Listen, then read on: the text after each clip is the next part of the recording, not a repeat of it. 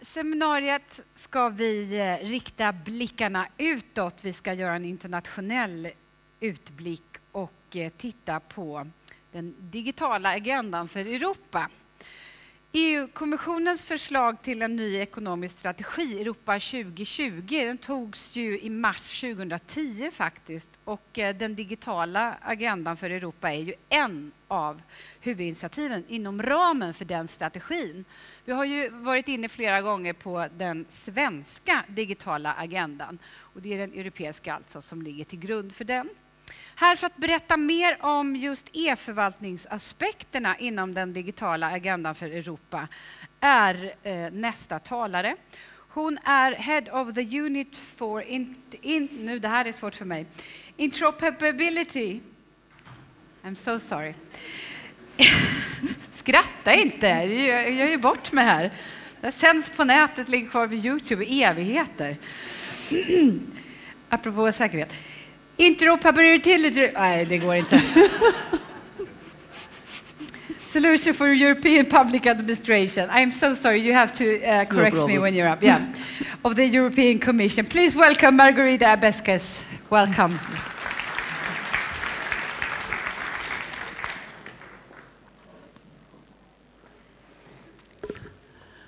Good morning, everybody.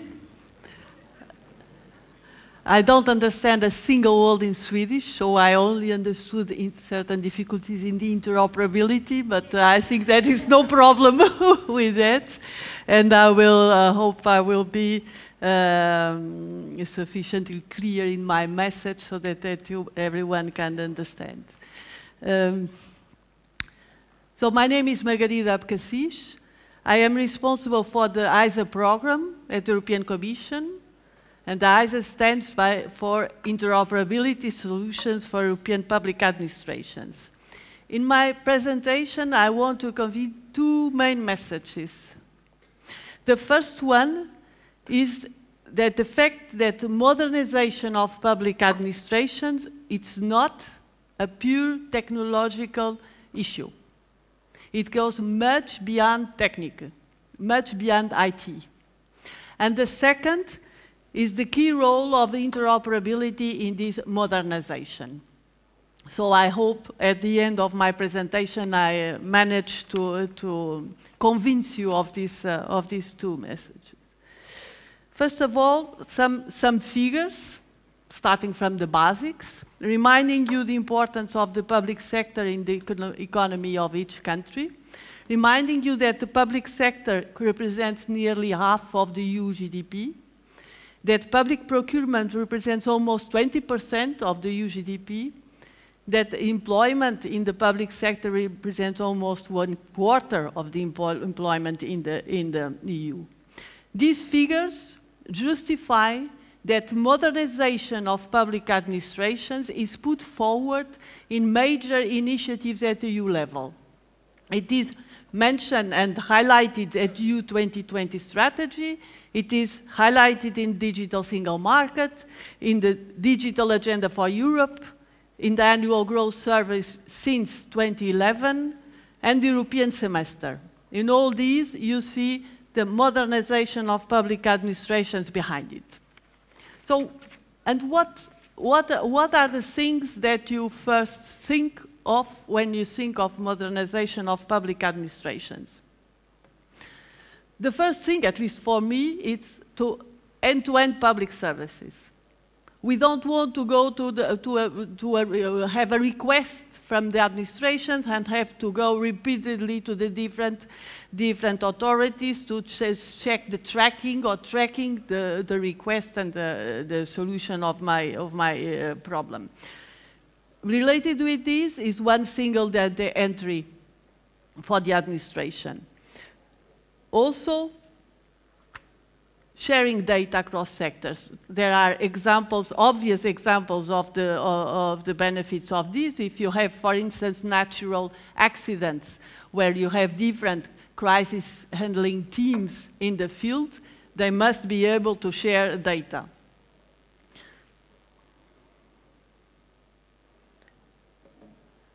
So behind all these end-to-end services, one single data entry point, one-stop shop, sharing data across sectors. Behind this, it's always interoperability that enables this. It enables to develop synergies among sectors. It is key to unlock data across sectors. It is key to share services. It is a key to optimize and simplify across ministerial borders.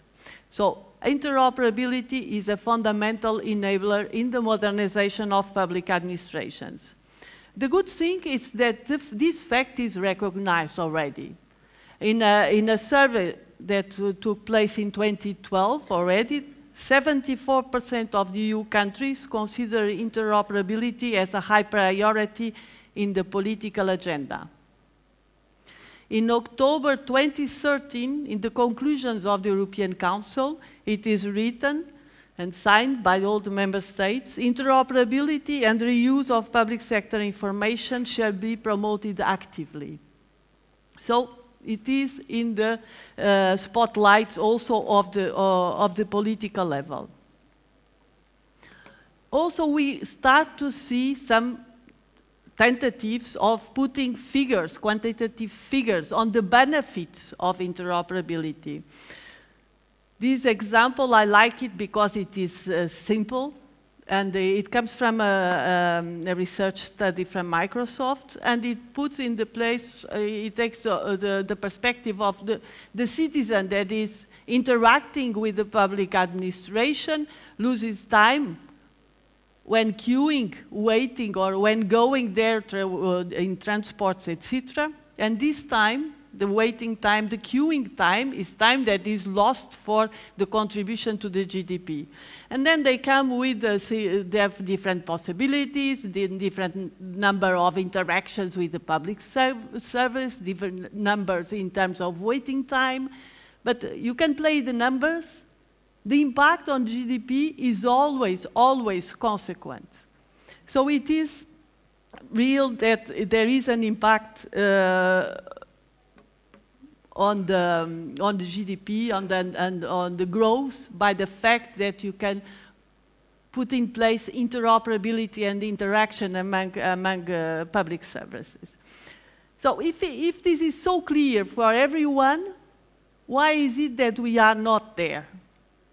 And the fact is that we are not there. Even Sweden, which is in the first places in this area, even Sweden, you can see by the statistics and the government indicators the situation.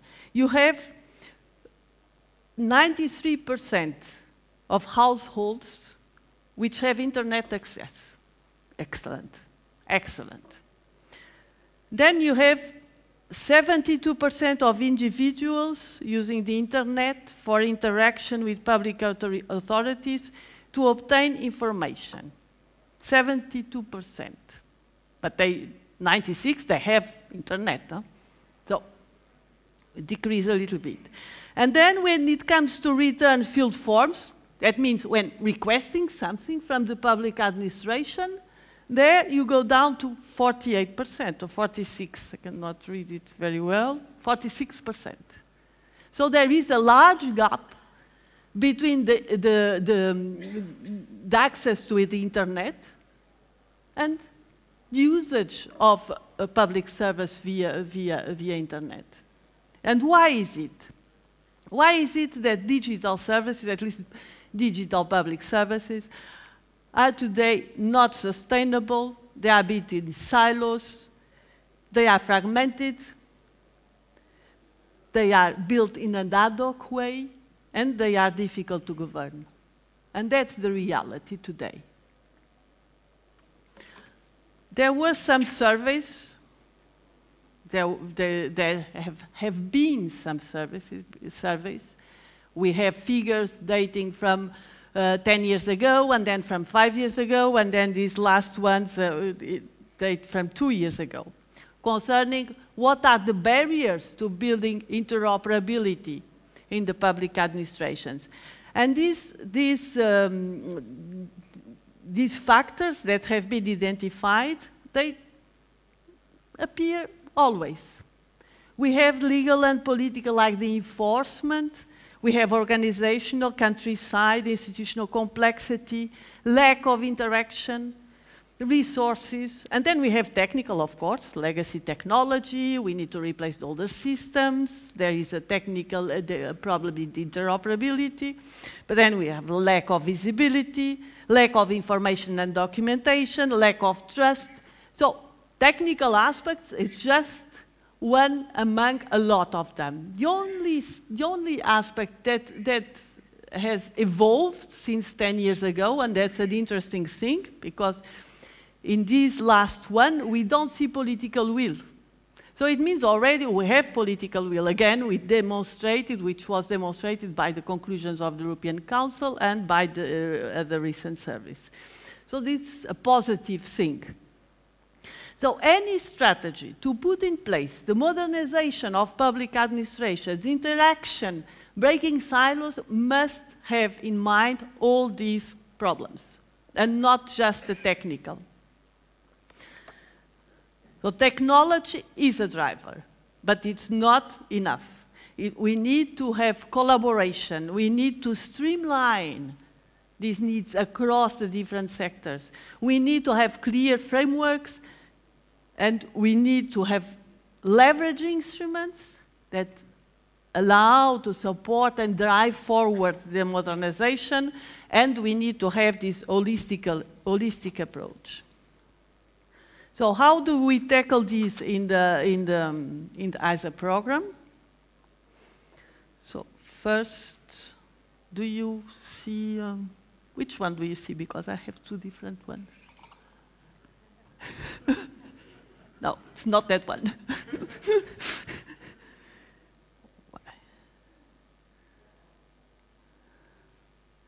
I don't know, it doesn't work. Perhaps someone can help me? I see. Yes. No. So the objective of the Interoperability Solutions for Public Administrations program is to have efficient European public administration, flexible and interlinked. And we work on these along three strands. One is electronic exchanges, cross-border, of course, but also cross-sector. Because in a single sector, we have gone a long way, and we have multiple solutions in a single sector. But when it comes to working with others from other sectors, there we are still far away from the objectives. Sharing and reuse solutions, which is a means also to achieve convergence, harmonization, and interoperability, and supporting the implementation of EU policies.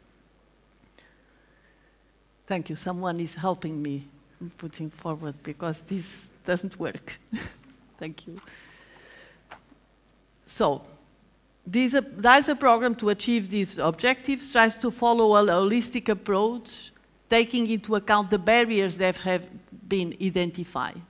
And this holistic approach covers structuring and strategic activities, so to implement, to define clear frameworks, assessing the situation, collecting the solutions that exist out there, putting them in place in a kind of cartography that I will speak afterwards, and disseminating, raising awareness, communicating, community building, building communities around solutions, and supporting, of course, the development of what is missing. But any approach should cover all this full spectrum. Another aspect is we need to tackle all levels of interoperability. Interoperability is a technical issue, but it's a semantic issue. If people don't understand what they exchange, the information that they exchange, if they don't give the same meaning to the terms, there is no technical solution that can solve it. And I will come back to the semantic issue afterwards. And then we have organizational interoperability. The process must be aligned, yes, but it's not only that. Business models must be defined. Service level agreements. Collaboration means, all these is part of the organizational interoperability. And finally, the legal interoperability, we need to give the value the same value to the information that we exchange. So all these levels of interoperability must be tackled in any successful strategy. With this approach, the outcomes of the program answer the identified barriers, and we see monitoring actions at national level, at EU level, at program level. We see accompanying measures in communication and building community. We develop tools to support administrations in implementing interoperable solutions. We support the development of interoperability enablers, and we support development of EU policies. So all these outcomes try to address the different barriers, and I will speak more about some of them. First of all, the European Interoperability Reference Architecture and the European Interoperability Cartography. These instruments are essential. The first one is the European Interoperability Reference Architecture that constitutes a structural tool that allows to help designing, help assessing solutions, disseminate solutions, disseminate the information. Without something that structures the solution somehow, it is not possible to disseminate the information, it is not possible to communicate with different actors, it is not possible to find the solutions, it is not possible to identify what is missing. And this interoperability reference architecture covers the same layers of interoperability. So it covers the technical interoperability layer, the semantic, the organizational, and the legal. And for each layer, it intends to identify the building blocks of each layer.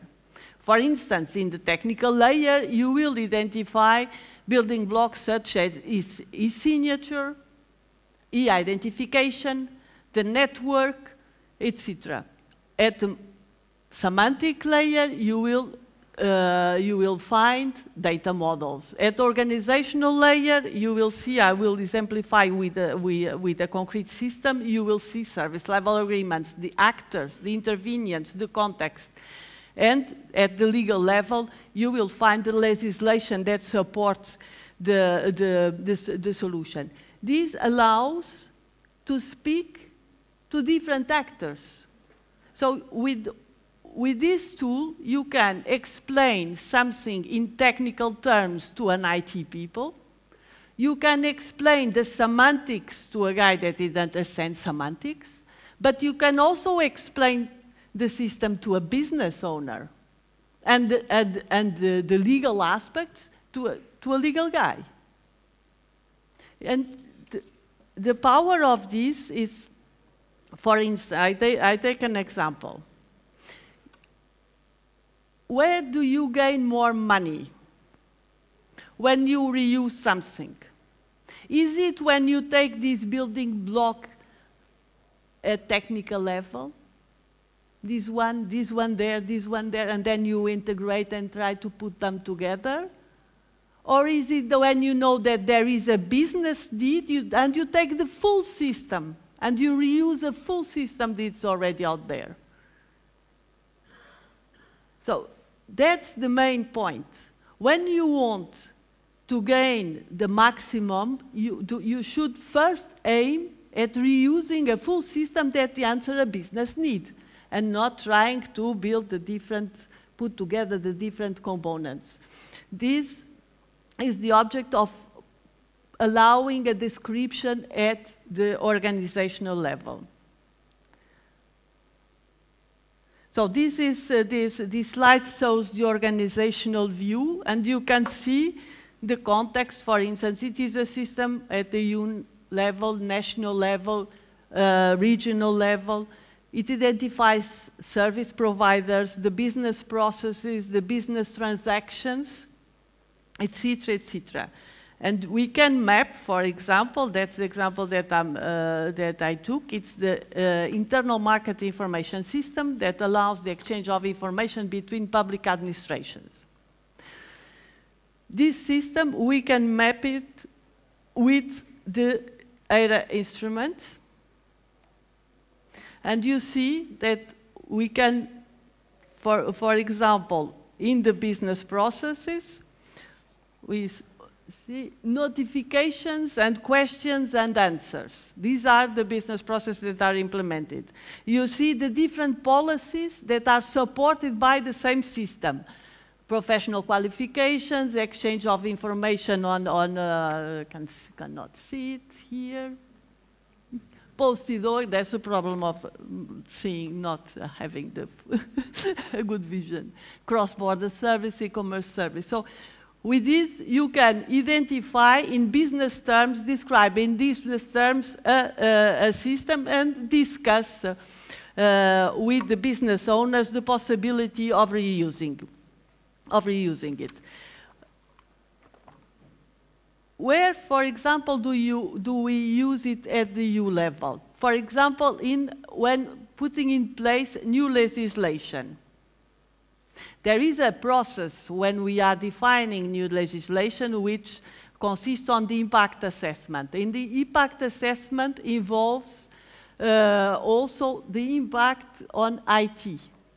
And when assessing the impact on IT, we can try to identify things that can be reused so that we can save money when putting in place the legislation. And for this, we will look into what exists from a business point of view, from a process point of view, from a transaction point of view.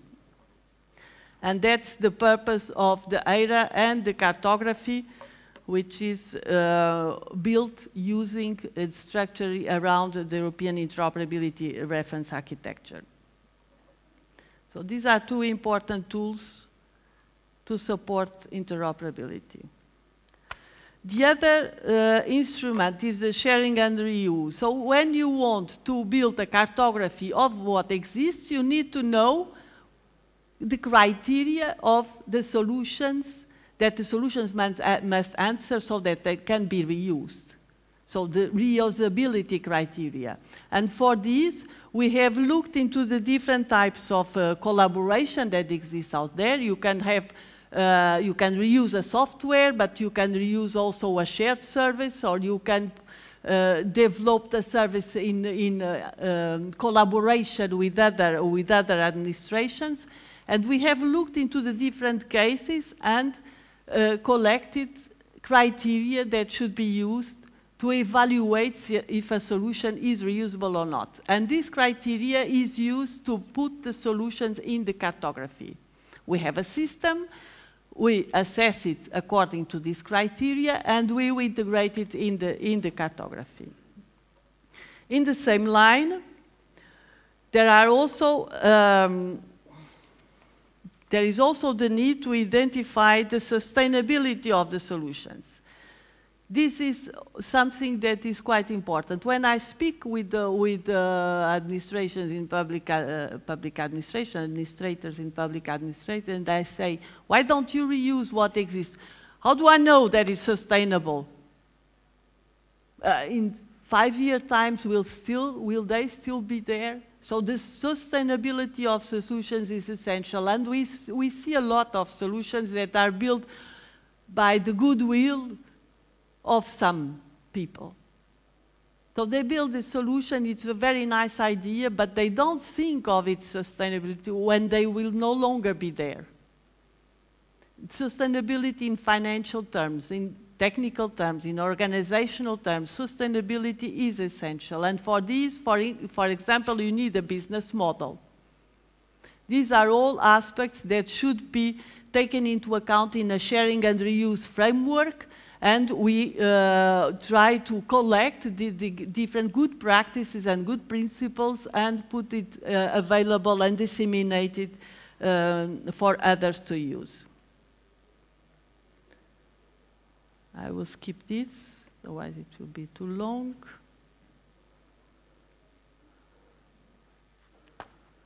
Semantics. I think there is in Sweden there is a lot of interest for the moment in semantics. Well, this picture is just to remind what is semantics. So this is a door, this is a dog. Everyone understands that's a door, or that's a dog, or that's a cat. Basically, nothing more than that, though. Not very much complicated. We have been putting a lot of efforts in semantics by establishing agreements and defining semantic specification, making visible, disseminating information about semantics, what is out there, and improving the interoperability of open data. And I will give an example related with the policies on this area. So these are different types of solutions that we try to develop and to disseminate, and that try to tackle the different barriers that have been identified. All this is available in the Joiner platform, and you can join the communities in the Joiner platform, you can collaborate, and you can download the solutions that are available there, and you also have the contact points for any questions on the different aspects. You also have a legal service that it's available, for instance, in the context of sharing and reuse and licensing. So the last part of my presentation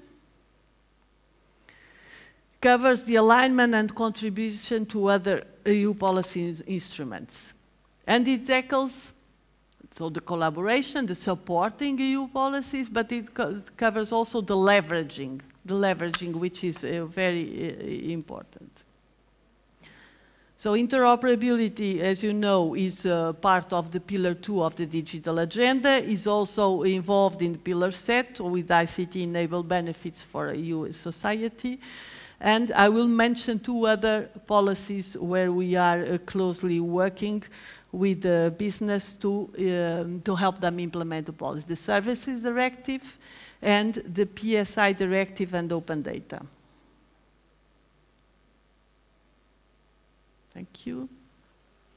So the PSI Directive and Open Data, as you don't know if you know or not, but there is a revision on the Directive on the Reusable of Public Service Information that was adopted in 2013 and should be transposed in the member state law by July 2015. What do we do in this area? So a recurrent question that comes in this area is, how can I find and combine public data from various sources? Because the situation is, there are more than 150 open data portals around Europe. But these open data portals publish the open data in different formats. They are not very easily accessible. And so it is not easy, for instance, for a private company that wants to use this data and combine data from different sectors, from different portals, to do it, because there is no harmonization, no convergence. And so for this purpose, the work that has been done on semantics by ISA, no, not by us. We support the work, but it is mostly done by the different business domain owners. For example, using core vocabularies to define the data, so that everyone at least has a minimum set of information that is common everywhere for a person, for a location, for a business, for a public service. Using the DECAT application profile, this is a very long name, but basically it's a common template to describe the public sector information. This is also a powerful tool to be able, or to enable the exploitation of open data. With this, okay, we have it. And then the second area is the Service Directive. The Service Directive and the points of single contact. I don't know if people around here are familiar with this Service Directive and the points of single contact, but basically the points of single contact are contacts in each member state that should provide information to business about, for example, putting in place a company in another country, or helping in foreigner companies establishing a business. And the fact is that these public service points of single contact, they have a lot of challenges to overcome. For example, in each country, often there are several points of single contact. There is different one-stop shops that are not integrated. There are different ways of describing and representing public service. There are redundant descriptions of public service. There are a lack of user-centric approaches. So these are challenges that are face the points of single contact, and we try to help them in this project of catalog of public service, involving the business. So there is a network of points of single contact, and there are a number of member states that are working with us, trying to address these problems. But for example, very simple, identifying key generic business events harmonized across the European Union. Very simple, but it's not done.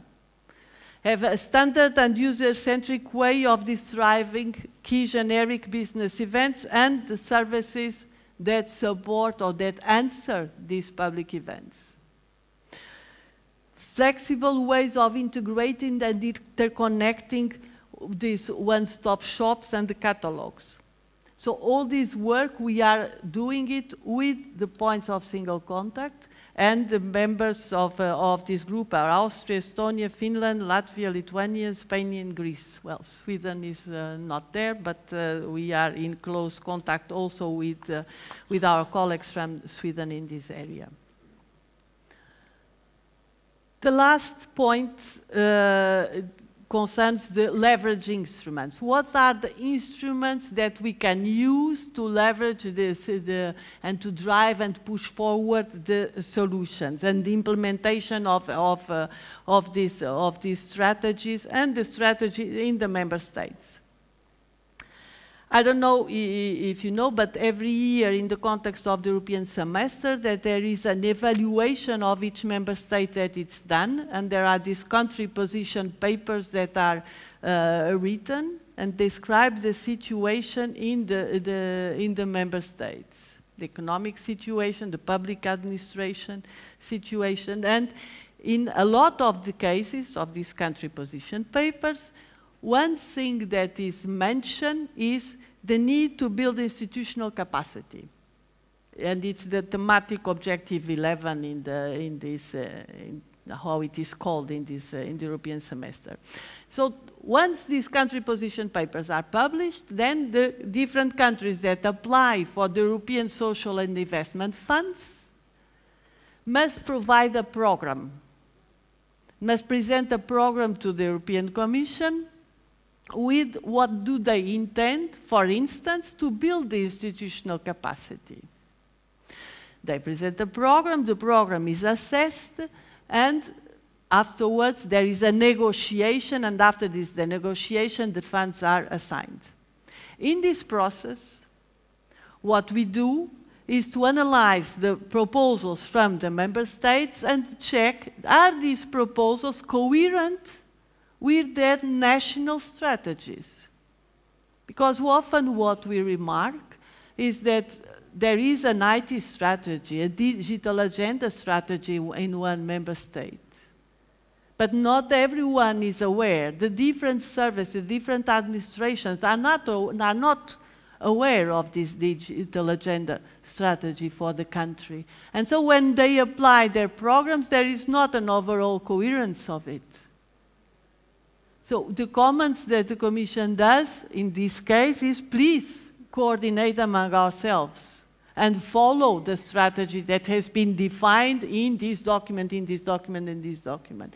So this is a leverage instrument that is extremely important. And it's an example that is, I give this example because I know it is European level, but at the national level, there are also other examples that you can apply to guarantee that the strategies that have been defined in terms of modernization of public administrations, in terms of interoperability, they are known and they are applied everywhere.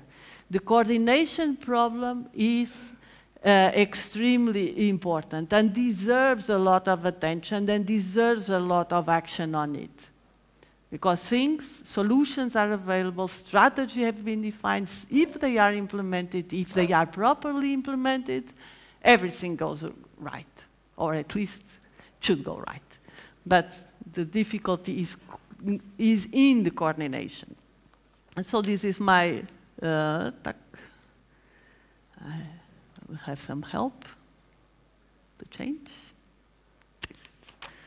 So my takeaway is interoperability is not only a technical matter, it needs collaboration, streamlining, an holistic approach, clear framework, and leverage instruments. So please, that's my main message. We cannot go nowhere in this area if there is no collaboration, streamlining across sectors, across administrations, and that's the way we can achieve the modernization of the public sector around Europe, and thus contributing to the economic growth of Europe. Thank you very much.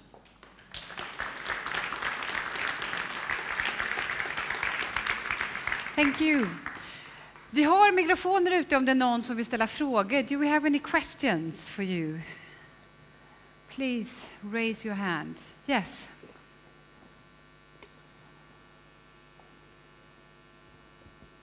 Yes, these country, I don't know what you call them, these papers on the positions of the different countries.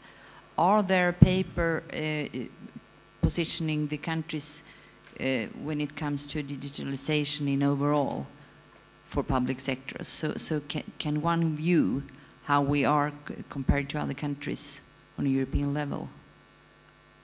Yes, these papers are these papers are available, and they cover the different sectors of the country.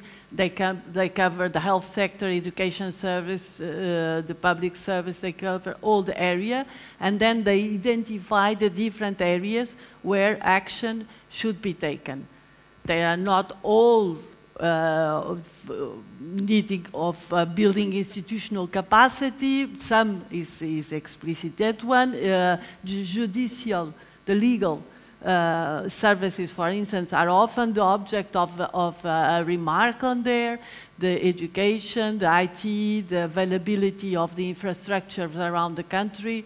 So these are available, and I think they are published on the Europa site.